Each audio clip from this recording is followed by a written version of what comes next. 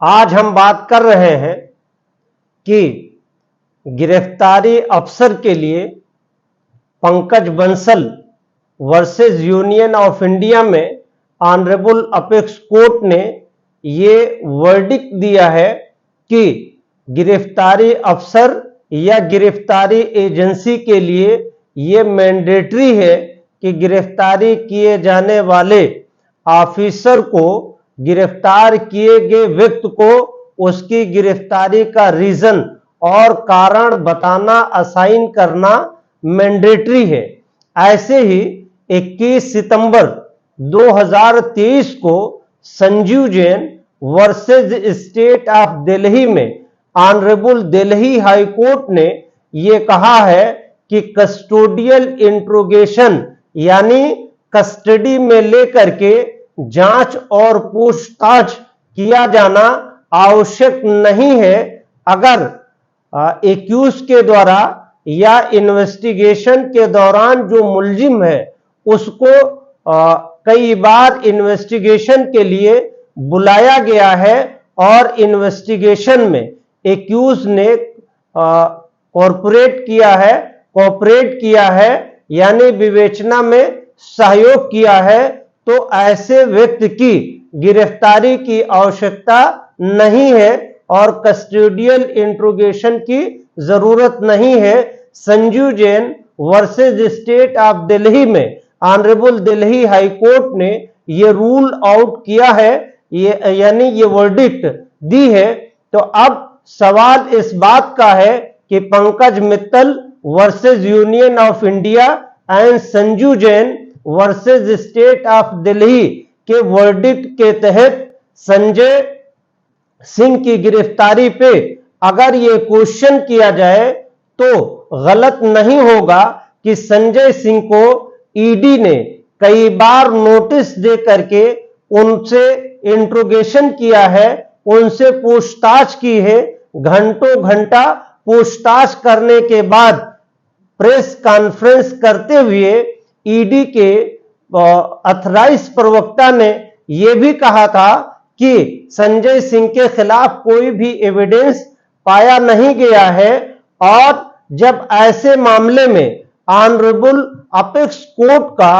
Pronounce judgement है और honourable Delhi high court का प्रोनाउंस जजमेंट है जिसमें संजीव जैन में ऑनरेबल दिल्ली हाई कोर्ट ने यह स्पष्ट वर्डिक्ट दिया है कि अगर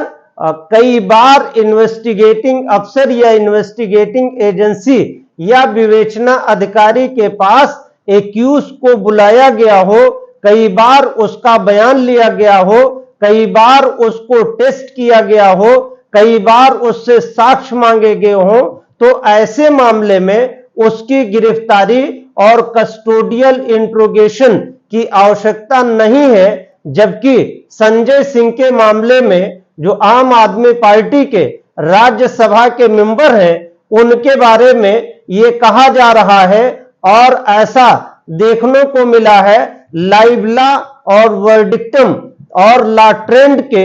जो लीगल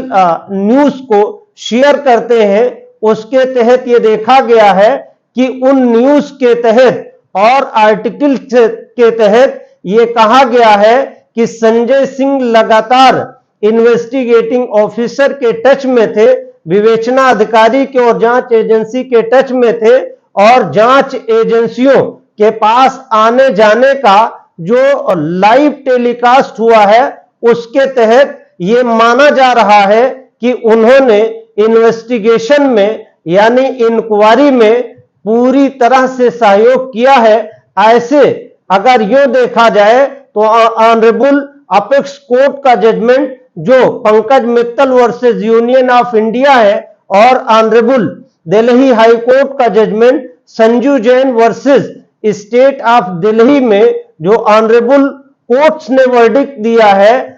उसके लाइट में अगर यूं देखा जाए तो संजय सिंह की गिरफ्तारी एक हिसाब से ये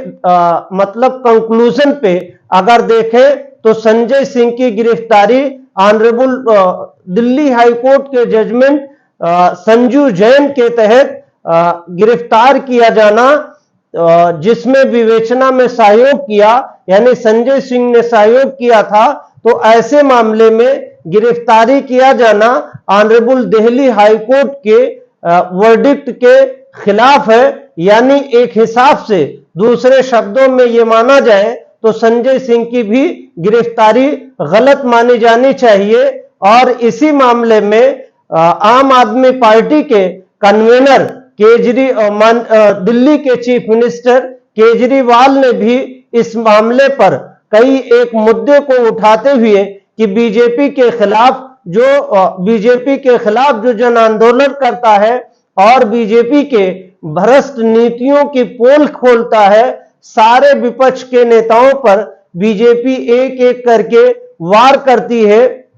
ऐसा ही स्टेटमेंट आम आदमी पार्टी के लीडर राघव चड्ढा ने भी इल्जाम लगाया है। और ऐसे ही जो संजय सिंह के वकील, जो अथराइज वकील हैं, उन्होंने भी ट्रायल कोर्ट में रिमांड की डेट पे ये ऑब्जेक्ट किया था। संजय सिंह ने खुद रिमांड की डेट पे ये बात कही थी कि इन्वेस्टिगेटिंग अफसर यानी ईडी जो जांच एजेंसी है, अरेस्टिंग एजेंसी है, लॉर्डशिप आज की डेट में जो रिमांड दी जा रही है, इस डेट पे सिर्फ ईडी से यह पूछा जाए कि संजय सिंह के खिलाफ क्या साक्ष्य मौजूद है, लेकिन ऑनरेबल ट्रायल कोर्ट ने उनकी बात को न मानते हुए जुडिशियल कस्टडी और रिमांड को एक्सटेंड कर दिया है। जबकि अगर लॉ के नजरिए से देखा जाए तो ऑनरेबल दिल्ली हाई कोर्ट ने जो संजू जैन में वर्डिक्ट दिया है